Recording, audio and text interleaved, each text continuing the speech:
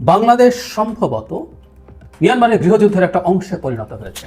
প্রশ্ন হচ্ছে, যথেষ্ট বুঝে শুনে বাংলাদেশ এই সিদ্ধান্ত নিয়েছে কিনা, এবং তার চাইতেও জরুরি প্রশ্ন, একটা অন্তর্বর্তীকালীন সরকার যেটার মেয়াদ আর সর্বোচ্চ 1 বছর, আর ডিসেম্বরে নির্বাচন হলে এটা 9 মাস 8 মাস এরকম, সেই সরকারটা কেন এই ধরনের একটা সিদ্ধান্ত নিতে যাচ্ছে? এটা নিয়ে অথরিটিও তাদের থাকা উচিত কিনা, বা এই সিদ্ধান্ত নেওয়ার আগে তারা দেশের সব রাজনৈতিক দল বা সমাজে যথেষ্ট আলাপ আলোচনা করেছে কিনা? কেউ কেউ বলবেন আমি অতিশয়োক্তি করছি, আমাদের সামনে নিশ্চয়ই এই খবরটা এসছে, এই খবরটাকে ভিত্তি করেই আলাপটা করছি। সেটা হলো, রাখাইন প্রভিন্সে একটা মানবিক করিডোর দিতে বাংলাদেশ নীতিগতভাবে সম্মত হয়েছে বলে জানাচ্ছেন আমাদের পররাষ্ট্র উপদেষ্টা।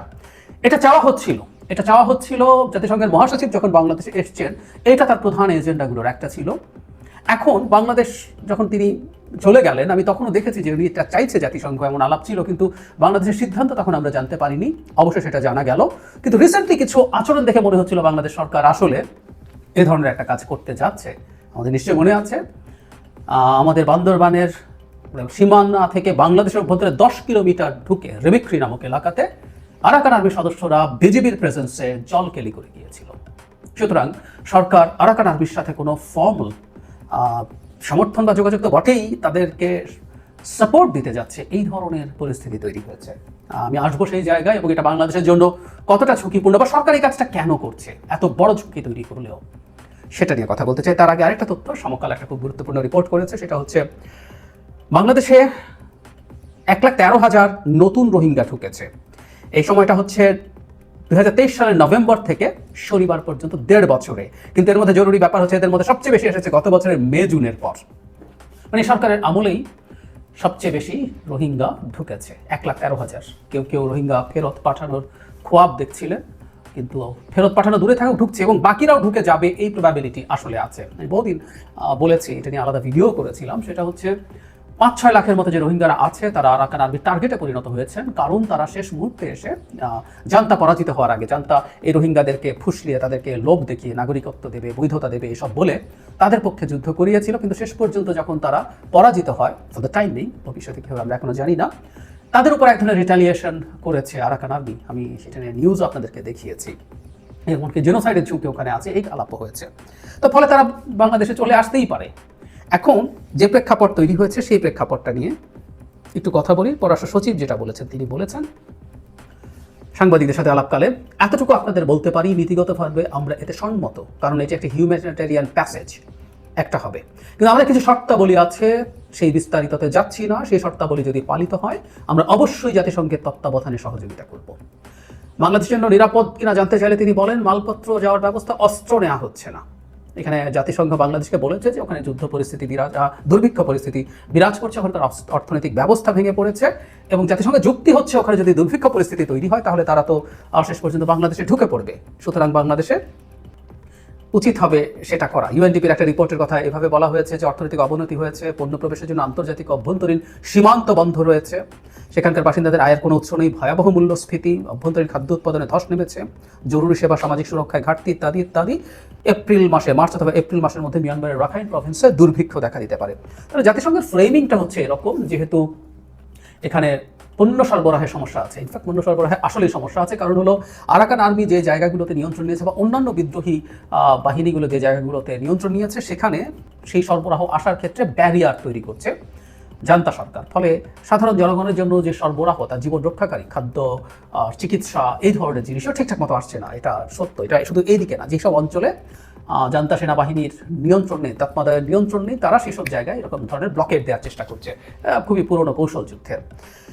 এবং সেটা দেখে জাতিসংঘ বলছে, তাদের মধ্যে যদি এই ধরনের দুর্ভিক্ষের আউটব্রেক হয়, তাহলে তো তারা তাদের দেশে থাকতে পারবে না, তারা বাংলাদেশে চলে আসবে। সুতরাং তুমি হিউম্যানিটেরিয়ান প্যাসেজ দিয়ে তাদেরকে খাওয়া পড়ার ব্যবস্থা করো, সো দ্যাট ও আর আসবে না। This is the logic. কিন্তু আমি শুরুতেই বলেছি, সব ঠিকঠাক থাকলেও রোহিঙ্গাদের ব্যাপারে আরাকান আর্মির যে সাম্প্রতিকতম দৃষ্টিভঙ্গি, সেটা একটা বড় সংকটের জায়গা।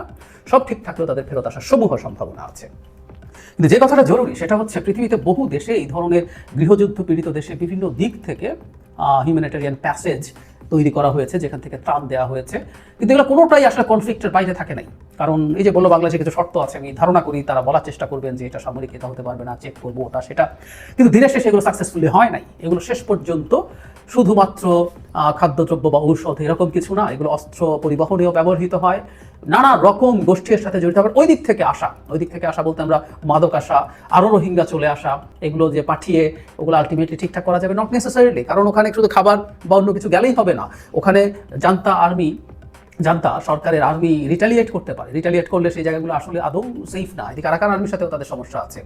এবং অ্যাট দ্য সেম টাইম আরও জরুরি কথা যে বাংলাদেশের মধ্য দিয়ে যে জীবন রক্ষাকারী জিনিস এবং হিউম্যানিটেরিয়ান জিনিসপত্র, খাবার এবং ঔষধ যাবে এখানে, যদি শুধু এতেও সীমাবদ্ধ থাকে, এগুলো জনগণের কাছে যাবে, এটার কোনো গ্যারান্টি নেই। ওখানে আরাকান আর্মি আছে, তাদের নিজেদেরই রসদ দরকার, এবং তাদের রসদে ব্লকেট তৈরি করেছে জান্তা সরকার।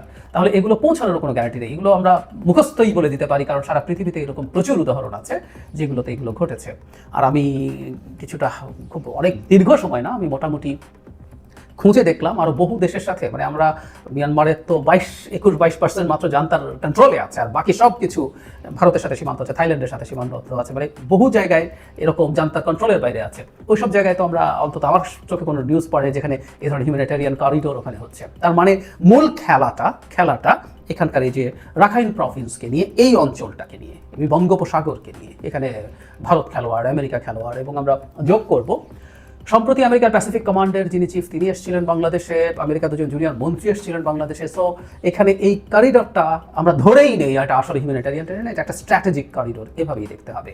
একদম সোজা সাপটা কথা। এখন এটা ঝুঁকির জায়গাটা কি?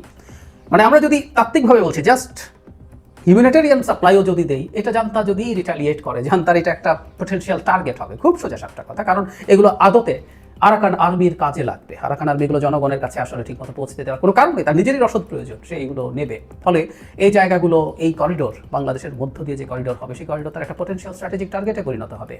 নট অনলি দ্যাট, যদি এরকম দাঁড়ায়, এখানে আমেরিকা অনেক বেশি ইনভলভ হয়ে যাচ্ছে, আমেরিকার সেই সম্ভাবনা আছে। চায়নার সাথে তার সাম্প্রতিক যে সমস্যা, চায়না আসলে এই জিনিস তো সহ্য করার কোনো কারণ নেই, সুতরাং সেই বরং জান্তা সরকারকে টেনে নিয়ে আসবে এখানে কোনো পদক্ষেপ নেওয়ার জন্য। এগুলো খুব সহজেই হতে পারে, এবং আমরা আসলে নিশ্চিতভাবেই এই পর্যায়ে চলে যাব। কেউ বলছেন রাখাইন প্রভিন্সে এখানে বাংলাদেশকে সামরিকভাবে ইনভলভ হওয়ার জন্য, হয়ে রাখাইনকে স্বাধীন করে ফেলে রোহিঙ্গাদেরকে সেখানে পৌঁছে বা ফেরত দেওয়ার কথা, এবং বৃহৎ শক্তিগুলো অনেকেই চায় এখানে একটা স্বাধীন দেশ গড়ে উঠুক। ইভেন আমি অবাক হয়ে দেখলাম জামায়াত প্রকাশ্যে চায়নার একটা প্রতিনিধি দলের সাথে আলোচনায় প্রকাশ্যে রাখাইন জাতিগোষ্ঠীর জন্য এই স্বাধীন আরাকান দেশ হিসাবে চেয়েছেন। আমাদের মিলিটারিকে ইনভলভ হতে বলছেন। এটা ফ্যাক্ট যে একটা মিলিটারি আসলে যুদ্ধ করার জন্যই রাখা হয়। সে যুদ্ধ আমরা দেশের ডিফেন্সিভ কারণে ব্যবহার করতে পারি, এবং আমাদের কোনো স্ট্র্যাটেজিক প্রয়োজনে আমরা অফেন্সিভ ভাবেও ব্যবহার করতে পারি। করা যাবে না তা বলছি না, মিলিটারি নিশ্চিতভাবেই আমরা যথেষ্ট ব্যয় করে একটা মিলিটারিকে আমরা পুষি এসব কারণে। কিন্তু এটা কি আদৌ সঠিক কোনো সিদ্ধান্ত হচ্ছে? আমি মনে করি না। এবং বাংলাদেশ এখন অর্থনৈতিকভাবে যে অবস্থায় আছে, ভালনারেবল জায়গা আছে, সেখানে ছোট স্কেলেরও একটা যুদ্ধ নেয়ার মতো অবস্থা আমাদের নেই। আমরা এর থেকে বহু দূরে আছি। এটা সত্য যে মিলিটারির জান্তার শক্তি দীর্ঘদিনের গৃহযুদ্ধের পর তাদের শক্তি অনেক কমেছে, কিন্তু অ্যাট দ্য সেম টাইম আরেকটা জিনিস যোগ করতে হবে।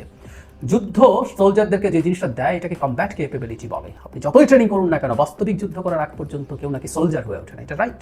সো ওদের জান্তা আর্মি কিন্তু বাস্তবে যুদ্ধ করছে। সো খুব সহজ কিছু হবে না। যদি মোটামুটি একটা স্মল স্কেল ওয়ারও হয়, সেটার চাপ নেওয়ার মতো অর্থনৈতিক অবস্থা থেকে আমরা অনেক দূরে আছি। এবং সবচেয়ে জরুরি কথা, যেটা বারবার বলছিলাম, একটা সরকার, অন্তর্বর্তী সরকার আছে, সে কার সাথে কথা বলেছে? বিএনপি, জামায়াত, এনসিপি, আদার পার্টিজ, গণতন্ত্র মঞ্চ, সবার সাথে কি কোনো ধরনের ডায়লগ করেছে যে তাদেরকে এটা করা উচিত কি উচিত না, ফর্মালি আর ইনফর্মালি? আমি মনে করি না করেছে। সুতরাং এত বড় একটা স্ট্র্যাটেজিক সিদ্ধান্ত একটা সরকার, যেটা 1 বছরের মধ্যে বা 8 মাসের মধ্যেই নির্বাচন করে দিয়ে, কারণ যদি সংস্কার খুব কম হয় তাহলে ডিসেম্বরে নির্বাচন হবে, প্রধান উপদেষ্টা বলছেন, যদি চলে যায় সেই সরকার এত বড় স্ট্র্যাটেজিক সিদ্ধান্ত কেন নিচ্ছে? এই কেনর উত্তর যদি আমরা খুঁজতে যাই, তাহলে আসলে অনেকগুলো প্রশ্ন আসে। সেটা হলো এই রকম, আমেরিকার সাথে সরকারের তো সম্পর্ক ভালো না। মানে ডক্টর ইউনূসের সাথে বাইডেন সরকারের খুব ভালো সম্পর্ক ছিল, অসাধারণ সম্পর্ক ছিল, কিন্তু ট্রাম্পের সাথে তো ছিল না। বরং ট্রাম্প তার নির্বাচনী ক্যাম্পেইনের সময় রচিত হয়ে হোক, টাকা দিয়ে হোক, যেভাবেই হোক, ডক্টর ইউনূসের বিরুদ্ধে অত্যন্ত বাজে একটা স্ট্যাটাস দিয়েছিলেন এক্স হ্যান্ডেলে। এবং এই লোক তো ডিল চায়, সো নিজেই নিজেকে ডিল মেকার বলে। সুতরাং এই সরকার কি আমেরিকার সাথে ডিল করতে চাইছে? প্রশ্ন হচ্ছে কিসের ডিল? সরকারের মধ্যে ক্ষমতায় থাকার টেন্ডেন্সি আছে, এবং আমি গতদিন তার একটা বক্তব্য, ডক্টর ইউনূসের কথাই বলছি, এতদিন পর্যন্ত উপদেষ্টারা বলতেন, ডক্টর ইউনূসের একটা বক্তব্যকে আমার কাছে টু সাম এক্সটেন্ট মনে হয়েছে এই বেশি সময় থাকার একটা টেন্ডেন্সি তার মধ্যেও তৈরি হয়েছে। অথবা সরকারের কোনো একটা অংশ কি এখানে একটা অস্থিরতা বাঁধিয়ে দিয়ে নির্বাচনকে পিছিয়ে দিতে চায়? বাংলাদেশ যদি একটা সীমান্ত সংঘর্ষ ধরনেরও যুদ্ধে জড়িয়ে পড়ে, তাহলেও তো আসলে আনসার্টেন অবস্থায় নির্বাচন নিয়ে প্রশ্ন উঠবে, খুব সিরিয়াসলি উঠবে। সুতরাং আমেরিকার সমর্থন, তার সাথে নির্বাচন পিছিয়ে দেওয়া, ক্ষমতাকে দীর্ঘায়িত করার খায়েশ, এগুলো সব একসাথে মিটে যায়। একটা কথা মনে রাখতে হয়, এই ধরনের পদক্ষেপ বা চিন্তা যখন কেউ করে, প্রত্যেক কনফার্মেশন বায়াসে ভোগে। তারা মনে করছেন যে আমরা একটা স্মল স্কেল এটা করবো, তারপর বন্ধ করবে, এটা হবে সেটা হবে, এটা করে সব শেষ হয়ে যাবে, আমরা আমাদের উদ্দেশ্য চরিতার্থ করতে পারবো। কিন্তু যুদ্ধের ক্ষেত্রে এই ধরনের হিসাব বিকাশ হয় না, পদক্ষেপের ক্ষেত্রে এই ধরনের হিসাব বিকাশ হয় না। শেষ পর্যন্ত এগুলো ডিজাস্টার তৈরি করতে পারে এবং এসকালেশন অনেক বেড়ে যেতে পারে। বহু খেলোয়াড় আছে, শুধু রাখাইন না, আমাদের হিল ট্র্যাক এবং আমাদের চট্টগ্রাম এই অঞ্চল নিয়েও খেলতে চায়। ল্যান্ডলক সেভেন সিস্টার্সের সাথে আমাদের পার্বত্য চট্টগ্রাম সহ এই চট্টগ্রাম যদি জুড়ে দেওয়া যায়, ওটা চেহারা কী হয় নিশ্চয়ই আমরা বুঝতে পারি। একই কথা রাখাইনের সাথে প্রযোজ্য। অনেক খেলা, অনেক কিছু এই অঞ্চলে আছে। আমি মনে করি সরকার অত্যন্ত বড় ঝুঁকি নিচ্ছে, আমাদের অত্যন্ত বড় বিপদের দিকে ঠেলে দিচ্ছে। এটার প্রতিবাদ করা উচিত আমাদের। এবং যদি সত্যি এটা হয়ে থাকে যে ঝামেলা বাঁধানোর মাধ্যমে তারা তাদের ক্ষমতা এক্সটেন্ড করতে চান, তাহলে জাতির সাথে এত বড় প্রতারণা আর হতে পারে না। কারণ তাদের তো আসলে এই সিদ্ধান্ত এখন নেবার কোনো কারণ নেই। এটা আমি কয়েকদিন আগেও একটা ভিডিওতে বলেছি, যখন আমাদের স্বরাষ্ট্র উপদেষ্টা এই তাদের আরাকান আর্মির বাংলাদেশের ভেতরে ঢুকে তারা তাদের পরিচয় ব্যবহার করে, অস্ত্র নিয়ে, পতাকা নিয়ে, ব্যাজ লাগিয়ে উৎসব করে গেছে জনপ্রতিনিধিদের সামনে, বিজেপির সামনে, তখনই বোঝা যাচ্ছিল সরকার আসলে কিছু। এবং স্বরাষ্ট্র উপদেষ্টা এটা বলছেন, এটা সত্য না আবার মিথ্যাও না, কোয়ান্টাম মেকানিক্সের মতো। শ্রয়েডিঞ্জার ক্যাটের কথা মনে পড়ে তার এই কথা শুনে। যাই হোক, স্বীকার করেছেন সরকার। তো এই ঘটনাগুলো ইঙ্গিত দিচ্ছিল সরকার কোনো পরিকল্পনা নিয়ে আগাচ্ছে। আমাদের শক্তভাবে প্রতিবাদ করা উচিত। এবং আমার মনে হয় প্রধান রাজনৈতিক দলগুলো প্রত্যেকে বিএনপি, জামায়াত, এনসিপি এই ধরনের পদক্ষেপের জবাব চাওয়া উচিত। কিন্তু আমি আসলে তাদের খুব একটা সরব দেখছি না।